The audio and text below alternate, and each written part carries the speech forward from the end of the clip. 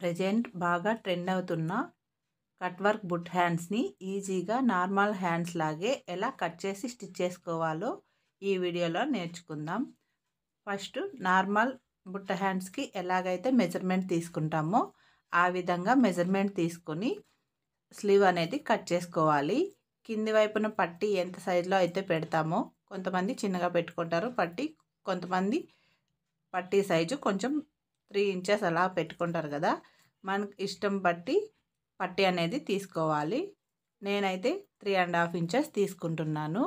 కాబట్టి క్యాన్వాస్ని 2 స్లీవ్స్కి కలిపి ఒకేసారి 4 లేయర్స్ మాదిరి ఫోల్డ్ చేసుకున్నాను. హ్యాండ్స్కి ఏ విధంగా అయితే కట్ చేస్తామో ఆ విధంగానే, అలాగే ఇలా క్యాన్వాస్ మీద 3 ఇంచెస్ వచ్చే విధంగా మార్కింగ్ చేసుకొని దాంట్లో సగం 1.5 ఇంచ్ దగ్గర ఒక మార్కింగ్ చేసుకుంటున్నాను. ఈ విధంగా స్ట్రైట్గా ఒక లైన్ని డ్రా చేసుకున్న తర్వాత ఇప్పుడు మనకి కట్ వర్క్ చిన్న సైజు కావాలంటే చిన్న సైజు క్యాప్ తీసుకోవాలి. అలాగే పెద్ద సైజు కావాలనుకుంటే పెద్ద సైజు రౌండ్గా ఉండే బాటిల్ మూత కానీ ఏదైనా మూత సైజులో ఉండేది, లేకపోతే రౌండ్గా ఉండే కాయిన్ కానీ మనకి సైజుని బట్టి సెలెక్ట్ చేసుకోవాలి. నేనైతే వాటర్ బాటిల్ మూతని చిన్న సైజుది తీసుకుంటున్నాను. స్లీవ్స్కి కొంచెం చిన్న సైజ్ అయితే బాగుంటుంది, అలాగే ప్యాంట్కి అయితే కొంచెం పెద్ద సైజ్ అయితే బాగుంటుంది. కాబట్టి స్లీవ్స్కి హ్యాండ్స్ కాబట్టి చిన్న సైజులో తీసుకుంటున్నాను. అలాగే ప్యాంట్కి అయితే కొంచెం పెద్ద సైజు ఉండాలి కాబట్టి ఇంకొంచెం పెద్ద సైజుతో మార్కింగ్ చేసుకోవాలి. ప్యాంట్కి కూడా ఈ విధమైన ఫ్రిల్స్ ఏ విధంగా పెట్టాలో కట్ వర్క్ ఆ వీడియో కూడా నా ఛానల్లో ఉంది, ఒకసారి చెక్ చేసి చూడండి. ఈజీగా నార్మల్ ప్యాంట్కి కట్ వర్క్ ఏ విధంగా కట్ చేసి స్టిచ్ చేసుకోవాలో నా వీడియోలో ఛానల్లో ఉంది, ఒకసారి ఎవరికైనా అవసరమైతే చెక్ చేసుకోండి. ఇలాగా ఒకదాని పక్కలో ఒకటి ఒకదానికొకటి టచ్ అయ్యే విధంగా మార్కింగ్ చేసుకోవాలి. కొంతమందికి కన్ఫ్యూజన్ ఉంటుంది కదా, ఎక్కడి నుంచి ఎక్కడి వరకు మార్కింగ్ చేసుకోవాలి అని. ఇలా ఒకదానికొకటి టచ్ అయ్యే విధంగా మార్కింగ్ చేసుకుంటే మనకి క్లియర్గా ఎక్కడి నుంచి ఎక్కడికి కట్ వర్క్ అనేది కట్ చేసుకోవాలో ఒక ఐడియా అనేది వస్తుంది. ఇలా మొత్తం మార్కింగ్ చేసుకున్న తర్వాత ఇప్పుడు వీటిని అటువైపు రౌండ్ ఇటువైపు రౌండ్ రెండు ఇలా ఒకచోట ఎక్కడైతే టచ్ అవుతున్నాయో అక్కడ వరకు రౌండ్ అనేది ఇలా లైన్ మీదనే కట్ చేసుకోవాలి. అటు ఇటుగా కట్ చేస్తే షేప్ అనేది పర్ఫెక్ట్గా రాదు. కాబట్టి ఇలా అటువైపు రౌండ్ ఇటువైపు రౌండ్ ఎక్కడైతే క్రాస్గా టచ్ అయ్యి ఒక లైన్ మాదిరి అయిపోతుందో అక్కడ వరకు మాత్రమే కట్ చేసుకోవాలి. ఇలా మొత్తం కట్ చేసిన తర్వాత ఇందాక తీసుకున్న బకరం పీస్ ఉంది కదా, దీన్ని అటువైపు స్లీవ్కి ఇటువైపు స్లీవ్కి 2 పార్ట్లుగా ఒకేసారి నేను కట్ చేసుకుంటున్నాను. లేకపోతే సపరేట్గా అయినా సింగిల్ పీస్ తీసుకొని ఒక స్లీవ్ ఒకసారి ఇంకొకటి ఒకసారి కూడా కట్ చేసుకోవచ్చు. ఇలా కట్ చేసుకున్న తర్వాత లైనింగ్ పీస్ ఒకటి, అలాగే పైవైపు పీసులు 2 తీసుకోవాలి. పైవైపు క్లాత్ తక్కువ వస్తుంది అనుకుంటే లైనింగ్ పీసు 2 తీసుకోవాలి. లేకపోతే స్లీవ్స్ అనేవి కట్ వర్క్ పైకి ఎత్తుకునే ఛాన్స్ ఉంటుంది. కాబట్టి ఇలా కింది వైపుది కానీ పైవైపు క్లాత్ కానీ 2 మడతలు ఉండే విధంగా మొత్తం 3 లేయర్లు వచ్చే విధంగా కట్ చేసుకోవాలి. 3 మడతలు తీసుకొని ఇలా దాని మీద మనం ఇంతవరకు కట్ చేసుకున్న బకరం పీస్ని మధ్యలోకి ఒక స్టిచ్ చేసుకోవాలి. కదలకుండా అటువైపు నుంచి ఇటువైపు నుంచి స్టిచ్ చేసుకొని అలాగే ఇలా రౌండ్ ఏ విధంగా ఉందో ఆ రౌండ్ మీదనే కుట్టుకుంటూ రావాలి.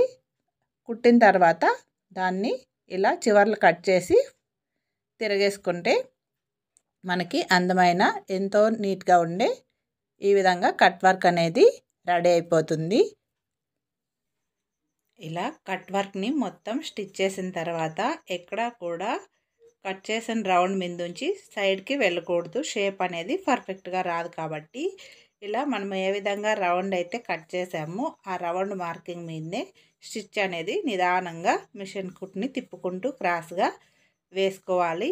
ఇప్పుడు కట్ చేసే ముందుగా పైవైపు లైన్ ఏదైతే ఉందో అది విప్పేసుకోవాలి.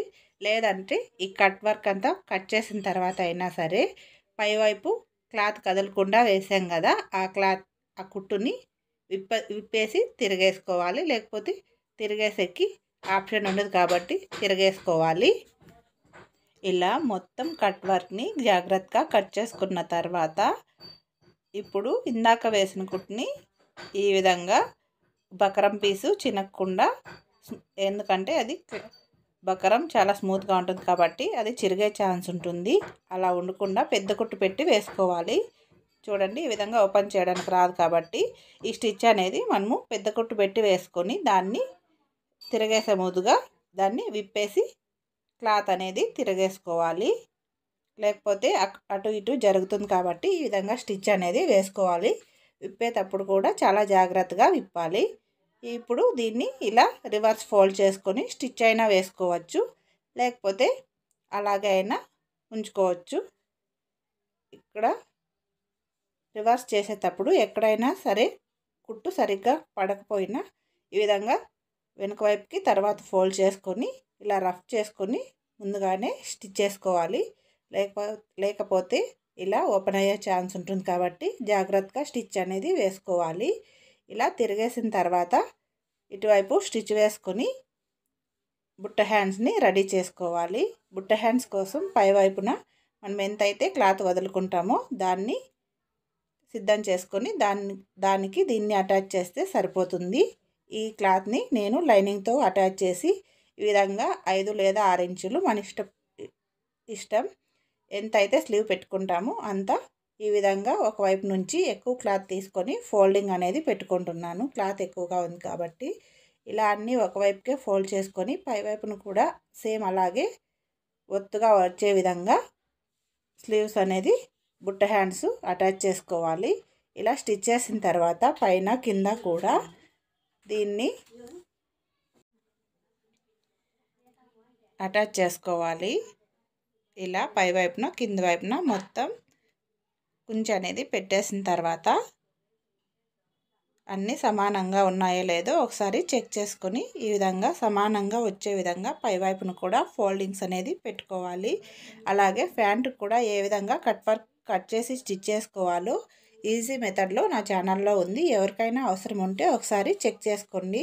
అలాగే స్కూల్ యూనిఫామ్ షర్ట్లు, యూనిఫామ్ కాలర్ నెక్లు, యూనిఫామ్ పంజాబీ డ్రెస్లు ఏ విధంగా సింపుల్ మెథడ్లో కట్ చేసి స్టిచ్ చేసుకోవాలో నా ఛానల్లో ఉన్నాయి. బ్లౌజ్ డిజైన్స్ కూడా ఉన్నాయి.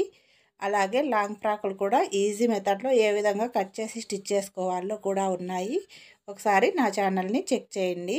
ఈ విధంగా పై వైపున ఫ్రిల్స్ రెడీ అయిన తర్వాత కింద వైపు కట్ వర్క్ని ఈ విధంగా అటాచ్ చేసుకొని 2 కుట్లు వేసుకుంటే మనకి అందమైన బుట్ట హ్యాండ్స్ అనేది రెడీ అయిపోతాయి. నా వీడియో కనుక నచ్చినట్లయితే లైక్ చేయండి. అలాగే నా ఛానల్ని సబ్స్క్రైబ్ చేసుకోండి. ఏమైనా డౌట్స్ ఉంటే కామెంట్ సెక్షన్లో కామెంట్ చేయండి, నేను తప్పకుండా రిప్లై ఇస్తాను. అలాగే నా ఛానల్లో మిగతా వీడియోలను కూడా ఒకసారి చూసేయండి.